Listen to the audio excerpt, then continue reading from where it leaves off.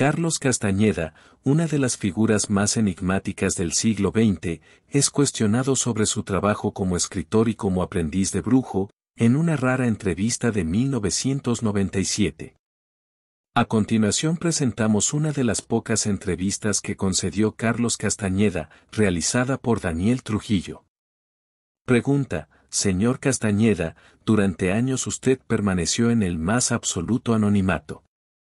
¿Qué le ha impulsado a dejar esa condición para dedicarse hoy a difundir públicamente las enseñanzas que, junto a sus compañeras actuales, recibió del nahual Juan Matus? Lo que nos obliga a difundir las ideas de don Juan Matus es la necesidad impostergable de aclarar lo que él nos enseñó. Yo y sus otras 3 estudiantes hemos llegado a la unánime conclusión de que el mundo que nos presentó don Juan Matus está al alcance de los medios perceptivos de todos los seres humanos. Arguimos entre nosotros cuál sería el camino adecuado. ¿Permanecer en el anonimato como don Juan nos propuso? Esto no encontraba entre nosotros un eco placentero.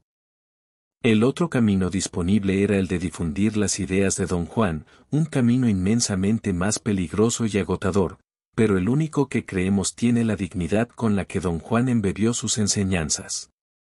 Considerando que usted ha dicho que los actos de un guerrero son impredecibles, y de hecho así lo hemos comprobado durante 3 décadas, ¿podemos esperar que esta etapa pública suya se prolongue en el tiempo? ¿Hasta cuándo? No hay manera de establecer un criterio temporal para nosotros. Vivimos de acuerdo a las premisas propuestas por don Juan y jamás nos apartamos de ellas. Don Juan Matus nos dio el terrible ejemplo de un hombre que vivía como él lo describía. El ejemplo de un hombre monolítico que no tiene 2 caras. Y digo que es un ejemplo terrible porque es lo más difícil de emular, ser monolítico y al mismo tiempo tener la flexibilidad para encarar lo que fuera. Esa era la manera de vivir de don Juan. Dentro de estas premisas lo único que se puede ser es un conducto impecable. Uno no es el jugador de esta partida de ajedrez cósmico, uno es simplemente una ficha de ajedrez. Quien decide todo es una fuerza impersonal consciente que los brujos llaman el intento o el espíritu.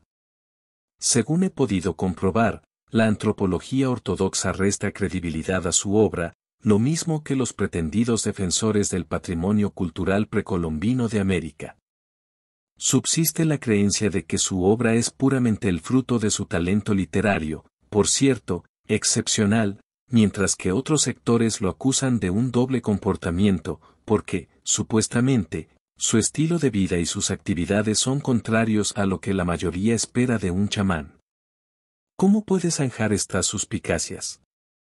El sistema cognitivo del hombre occidental nos fuerza a movernos a través de ideas preconcebidas. Basamos nuestros juicios en algo que es siempre a priori, por ejemplo la idea de lo ortodoxo. ¿Qué es la antropología ortodoxa? ¿La que se enseña en el aula? ¿Y cuál es la conducta de los chamanes? ¿Ponerse plumas en la cabeza y bailar a los espíritus? Han acusado a Carlos Castañeda durante 30 años de crear un personaje literario, simplemente porque lo que yo les decía no coincidía con el a priori antropológico, con las ideas establecidas en el aula o en el campo de acción antropológico. Sin embargo, lo que me presentó don Juan solo podía caber en un campo de acción total, y bajo tales circunstancias sucede muy poco o casi nada de lo preconcebido. Nunca he podido llegar a conclusiones acerca del chamanismo, porque para hacer esto se necesita ser un miembro activo del mundo de los chamanes. Es muy fácil para un científico social, digamos por ejemplo un sociólogo, llegar a conclusiones sociológicas acerca de cualquier tema relacionado con el mundo occidental, porque el sociólogo es un miembro activo del mundo occidental. Pero, ¿cómo puede un antropólogo que pasa a lo más 2 años estudiando otras culturas, llegar a conclusiones fidedignas acerca de ellas? Para adquirir membresía en un mundo cultural se necesita una vida entera. Yo he estado trabajando más de 30 años en el mundo cognitivo de los chamanes del México antiguo y sinceramente creo que no he llegado aún a adquirir la membresía que me permita llegar a conclusiones, o siquiera proponerlas. He discutido acerca de esto con personas de diferentes disciplinas y siempre parecen entender y estar de acuerdo con las premisas que estoy exponiendo. Pero luego se dan vuelta, y se olvidan de todo lo que acordaron y continúan manteniendo los principios académicos ortodoxos sin importarles la posibilidad de un error absurdo en sus conclusiones. Nuestro sistema cognitivo parece ser impenetrable. ¿Qué finalidad tiene el hecho de que usted se niegue a ser fotografiado, a que se grabe su voz o se conozcan sus datos biográficos?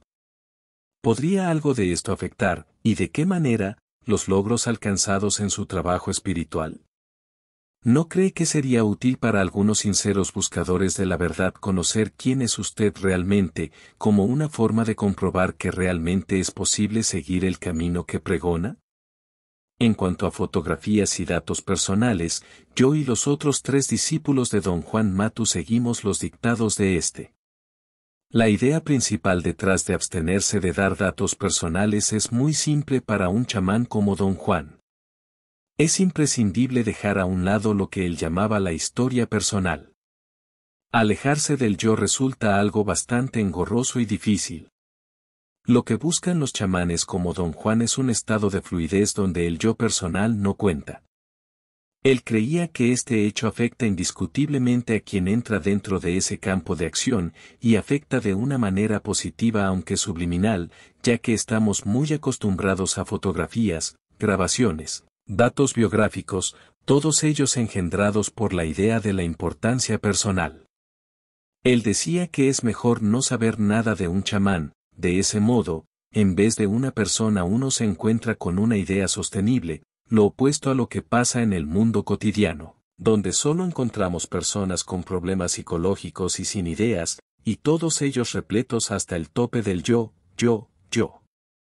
¿Cómo deben entender sus seguidores la existencia de todo un mecanismo comercial y publicitario, al margen de su obra literaria, en torno al conocimiento que usted y sus compañeras difunden? ¿Qué relación tiene usted realmente con Claire Green Incorporated y las otras empresas, Laugan Producciones, Toltec Artists? Me refiero a vínculos comerciales. A estas alturas de mi trabajo necesitaba de alguien que pudiera representarme en la difusión de las ideas de Don Juan Matus. Claire Green es una corporación que tiene una gran afinidad con nuestro trabajo, lo mismo que Laugan Productions y Toltec Artists. La idea de difundir las enseñanzas de Don Juan a un mundo moderno como el nuestro implica el uso de medios comerciales y artísticos que no están al alcance de mis medios individuales. Como corporaciones afines a las ideas de Don Juan, Claire Green Incorporated, Laugan Productions y Toltec Artists son capaces de proporcionarme los medios para difundir lo que quiero difundir. El afán de las corporaciones impersonales es siempre el de dominar y transformar todo lo que se les presenta y adoptarlo a su propia ideología. De no ser por el sincero interés de Claire Green, Laugan Productions y Toltec Artists, todo lo que Don Juan dijo habría ya sido transformado en otra cosa. Existe un sinnúmero de personajes que de una u otra manera se han colgado de usted para adquirir notoriedad pública. ¿Qué opinión le merece el accionar de Víctor Sainz? El concepto del maestro que enseña su conocimiento es parte de nuestro sistema cognitivo, pero no es parte del sistema cognitivo de los chamanes del México antiguo. Para ellos enseñar era un absurdo. Transmitir su conocimiento a quienes iban a perpetuar la vida del linaje era otro asunto. El hecho de que haya una serie de individuos empeñados en usar mi nombre o el de Don Juan es simplemente una maniobra fácil para beneficiarse sin mucho trabajo. Consideremos el significado de la palabra espiritualidad como un estado de conciencia en que los seres humanos son plenamente capaces de controlar las potencialidades de la especie, logro que se obtiene trascendiendo la simple condición de animal, por medio de un arduo acondicionamiento psíquico, moral e intelectual. ¿Está de acuerdo con esta afirmación? ¿Cómo se integra el mundo de Don Juan en este contexto? Para Don Juan Matus, como un chamán pragmático y lleno de cordura, la espiritualidad era una idealidad vacía, una aseveración sin fundamento que nos parece muy bella porque está incrustada en conceptos literarios y expresiones poéticas, pero que nunca pasa de ahí.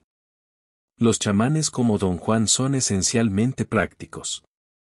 Para ellos solo existe un universo predatorio, donde la inteligencia o la conciencia de ser son el producto de desafíos de vida o muerte. Él se consideraba un navegante del infinito y decía que para navegar en lo desconocido, como lo hace un chamán, uno necesita pragmatismo ilimitado, cordura sin medida y agallas de acero. En vista de todo esto, Don Juan creía que la espiritualidad es simplemente una descripción de algo imposible de lograr bajo los patrones del mundo cotidiano, y no es un modo vivo de actuar. Usted ha señalado que su actividad literaria se debe a las instrucciones de Don Juan, lo mismo que la de Taisa Avelar y Florinda Don Nergrau. ¿Con qué objetivo? El objetivo de escribir los libros fue dado por Don Juan. Él aseveraba que si uno no es escritor, aún puede escribir, pero el escribir se transforma de una acción literaria en una acción chamanística. Quien decide el tema y el desarrollo de un libro no es la mente del escritor, sino una fuerza que los chamanes consideran como la base del universo y a la que llaman el intento. Es el intento quien decide la producción de un chamán, ya sea literaria o cualquier otra. De acuerdo con Don Juan, un practicante de chamanismo tiene el deber, la obligación de saturarse con toda la información disponible. El trabajo de un chamán es el de informarse de una manera plena de todo lo posible relacionado con el tópico de su interés. El acto chamanístico consiste en abandonar todo interés de dirigir el curso que tal información tome. Quien arregla las ideas que nacen de tal fuente de información no es el chamán, decía Don Juan, sino el intento. El chamán es simplemente un conducto impecable.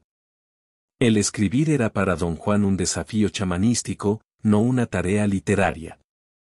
Si me permite la siguiente afirmación, su obra plantea conceptos estrechamente relacionados con las doctrinas filosóficas orientales, pero resulta contradictoria con lo que se conoce comúnmente de la cultura indígena mexicana. ¿Dónde se encuentran las similitudes y diferencias entre una y otra? No tengo la menor idea. No soy erudito ni en lo uno ni en lo otro. Mi trabajo consiste en una información fenomenológica del mundo cognitivo al que me introdujo Don Juan Matus.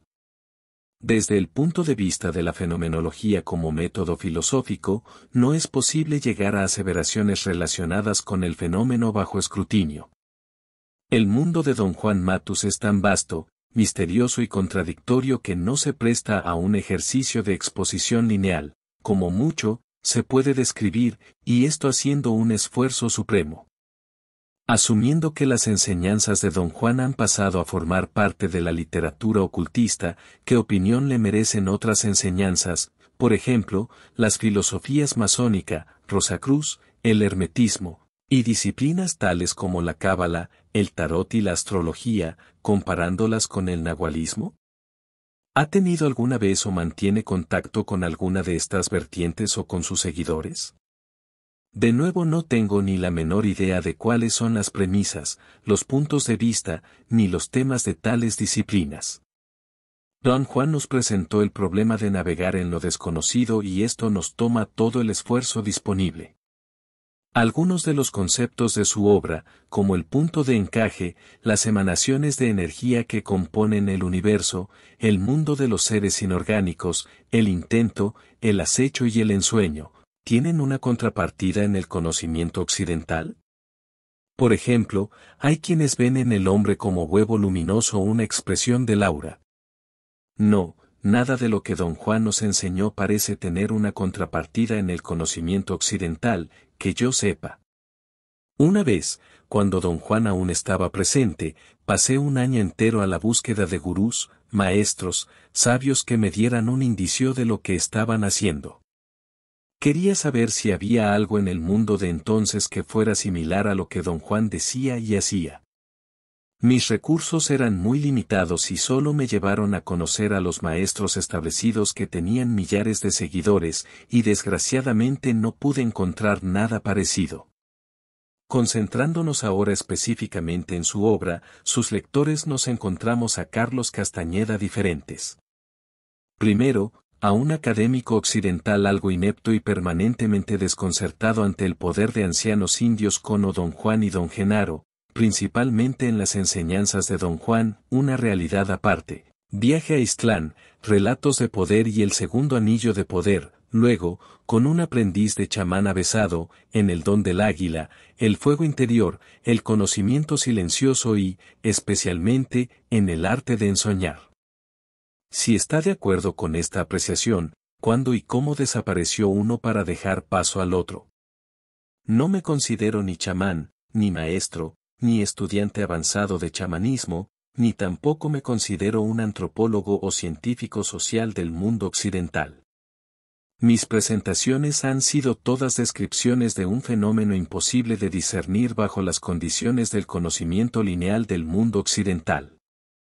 Jamás pude dar a lo que me enseñaba Don Juan una explicación de causa y efecto o tuve la posibilidad de predecir lo que él iba a decir o lo que iba a pasar. Bajo estas condiciones, el paso de un estado a otro es subjetivo y no algo elaborado o producto de premeditación o sabiduría. En su obra es posible encontrar episodios francamente increíbles para la mentalidad occidental. ¿Cómo podría alguien no iniciado comprobar que son verdaderas esas realidades aparte que usted describe? Se puede comprobar de una manera muy simple. Prestando el cuerpo entero en vez del intelecto. Al mundo de Don Juan no se puede. La básica de los seres humanos es su condición de perceptores de energía. Señala el movimiento del punto de encaje como un imperativo para percibir energía directamente. ¿Para qué puede servir eso a un hombre del siglo XXI? ¿Cómo ayuda la consecución de esta meta a la superación espiritual, según el concepto antes definido?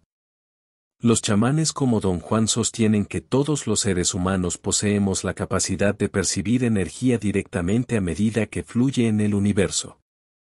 Consideran que el punto de encaje, como ellos lo llaman, es un punto que existe en el campo de energía total del hombre. En otras palabras, cuando un chamán percibe a un hombre como energía que fluye en el universo, ve a una bola luminosa. En esa bola luminosa el chamán puede ver un punto de gran brillo que está situado a la altura de los omóplatos y a la distancia de más o menos 1 metro detrás de ellos. Los chamanes sostienen que allí es donde se realiza la percepción, que la energía que fluye en el universo se transforma allí en datos sensoriales y que esos datos sensoriales son luego interpretados para dar como resultado el mundo de la vida cotidiana. Los chamanes mantienen que se nos enseña a interpretar, por lo tanto, se nos enseña a percibir. El valor pragmático de percibir la energía directamente a medida que fluye en el universo para el hombre del siglo XXI o del siglo I es el mismo. Le permite ampliar los límites de su percepción y utilizar dentro de sus medios ambientales tal ampliación. Don Juan decía que sería extraordinario ver directamente la maravilla del orden y del caos del universo. Recientemente usted ha presentado una disciplina de ejercicios físicos que denomina tensegridad. ¿Puede explicarnos de qué se trata exactamente? ¿Qué finalidad persigue? ¿Qué beneficios espirituales puede encontrar en ella quien la practique de forma individual? Según lo que nos enseñó Don Juan Matus, los chamanes que vivieron en México en tiempos antiquísimos descubrieron una serie de movimientos, ejecutados con el cuerpo, que los llevaron a un estado de desarrollo físico y mental de tal magnitud que decidieron llamar a tales movimientos pases mágicos. Don Juan nos dijo que por medio de sus pases mágicos, dichos chamanes adquirieron un nivel de conciencia acrecentada que les permitió ejecutar proezas de percepción indescriptibles. Los pases mágicos fueron enseñados a través de generaciones solamente a los practicantes de chamanismo, en medio de un tremendo secreto y de complejos rituales. Así es como se los enseñaron a Don Juan Matus, y así es como él los transmitió a sus 4 discípulos. Nuestro esfuerzo ha consistido en extender la enseñanza de tales pases mágicos a quien quiera aprenderlos. Los hemos llamado tensegridad y los hemos convertido, de movimientos enteramente personales y propios de cada uno de los 4 discípulos de Don Juan, en movimientos genéricos aplicables a cualquier persona. La práctica de la tensegridad en forma individual o colectiva promueve la salud, el vigor, la juventud y el bienestar general. Don Juan decía que la práctica de los pases mágicos ayuda a acumular la energía necesaria para acrecentar la conciencia y ampliar los parámetros de la percepción. Aparte de sus 3 compañeras, los asistentes a sus seminarios han conocido a otro grupo de personas, como los chacmoles, las rastreadoras de energía, los elementos, el explorador azul. ¿Quiénes son ellos? ¿Se trata de una nueva partida de videntes dirigida por usted? Si es así, ¿cómo podría alguien integrarse en este grupo de aprendices? Cada una de esas personas acerca de las que usted pregunta son seres definidos que don Juan Matus como director de su linaje nos encargó esperar. Él predijo la llegada de cada uno de ellos como parte integral de una visión. Puesto que su linaje no podía continuar debido a configuraciones energéticas propias de sus 4 estudiantes, su misión se transformó de perpetuar el linaje a cerrarlo, si fuera posible con broche de oro. Nosotros no estamos en posición de cambiar esta directiva. No podemos buscar ni aceptar aprendices o miembros vigentes de la nueva visión de don Juan. Lo único que podemos hacer es acceder a los dictámenes del intento. El hecho de que se estén enseñando los pases mágicos, guardados con celo por tantas generaciones, es una muestra de que sí se puede llegar a ser parte de esta nueva visión de una manera indirecta a través de la práctica de la tensegridad y de la observación de las premisas del camino del guerrero. En Lectores del Infinito usted ha utilizado el término navegación para definir lo que los brujos hacen. ¿Están prontos a izar velas y levar anclas para iniciar el viaje definitivo? ¿Acabará con ustedes el linaje de guerreros toltecas depositario de este conocimiento? Sí, efectivamente, el linaje de don Juan acaba con nosotros. ¿Incluye el camino del guerrero el trabajo espiritual de la pareja, como se encuentra en otras propuestas? El camino del guerrero incluye todo y a todos. Puede haber una familia entera de guerreros impecables. La dificultad está en el terrible hecho de que las relaciones individuales están basadas en inversiones emocionales, las cuales se desmoronan en el momento en el que el practicante realmente practica lo que aprende. Por lo regular, en el mundo diario, las inversiones emocionales nunca son examinadas y vivimos una vida entera esperando que nos correspondan. Don Juan decía que mi manera de vivir y de sentir se describía de una manera muy simple: yo solo doy lo que me dan, y que yo era un inversor empedernido. Si alguien quisiera emprender el trabajo espiritual ajustándose al conocimiento difundido en sus libros, ¿a qué posibilidades de avance puede aspirar? ¿Qué recomendaciones formularía a quienes desean poner en práctica por propia cuenta las enseñanzas de don Juan? No hay manera alguna de poner un límite a lo que uno puede lograr de un modo individual si el intento es un intento impecable. Las enseñanzas de don Juan no son espirituales, lo repito de nuevo, puesto que esta cuestión ha salido a la superficie una y otra vez. La idea de la espiritualidad no encaja con la disciplina férrea del guerrero. Lo que más cuenta para un chamán como don Juan es la idea del pragmatismo. Cuando conocí a don Juan yo me creía un hombre práctico, un científico social lleno de objetividad y pragmatismo. Él acabó con mis ínfulas y me hizo ver que como verdadero hombre occidental, yo no tenía nada de pragmático y nada de espiritual. Llegué a entender que yo simplemente repetía el vocablo espiritualidad para oponerlo a lo mercenario del mundo de todos los días. Quería alejarme de la manera más certera del mercantilismo de la vida diaria y a ese afán yo le llamaba espiritualidad. Cuando don Juan me exige llegar a una conclusión, a una definición de lo que yo consideraba espiritual, me di cuenta de que él estaba en lo cierto. Yo no sabía lo que decía. Suena un poco petulante decir lo que estoy diciendo, pero no hay otra manera de decirlo. Lo que quiere un chamán como don Juan es el engrandecimiento de la conciencia de ser, esto es, poder percibir con todas las posibilidades humanas de percepción, lo que implica una labor descomunal y un propósito sin medida, cosas que no pueden ser suplidas por la espiritualidad en el mundo occidental. ¿Hay algo que le gustaría explicarnos a los sudamericanos, especialmente a los chilenos? Quisiera exponer otros planteamientos, además de los formulados. No tengo nada más que añadir. Todos los seres humanos estamos en el mismo nivel. Al comienzo de mi aprendizaje con don Juan Matus, él trató de hacerme ver lo común de la situación del hombre. Yo, como sudamericano, estaba muy involucrado intelectualmente con la idea de la reforma social. Un día le planteé la pregunta que yo creía era fatal. Le dije, ¿cómo es posible, don Juan, que usted permanezca impasible ante la situación espantosa de sus congéneres, los indios yaquis de Sonora? Yo sabía que un porcentaje de la población yaqui sufría de tuberculosis y que no tenía remedio por su condición económica. Sí, me dijo don Juan, es una cosa muy triste, pero figúrate que también es muy triste tu situación, y si tú crees estar en condiciones mejores que los indios yaquis, te equivocas. Es la condición del hombre en general el permanecer en un estado espeluznante de caos. Nadie está mejor que otro. Todos somos seres que vamos a morir, y a menos que tomemos en cuenta cabal esta situación, no hay remedio para nosotros. Este es otro punto del pragmatismo de los chamanes, el darse cuenta de que somos seres que vamos a morir.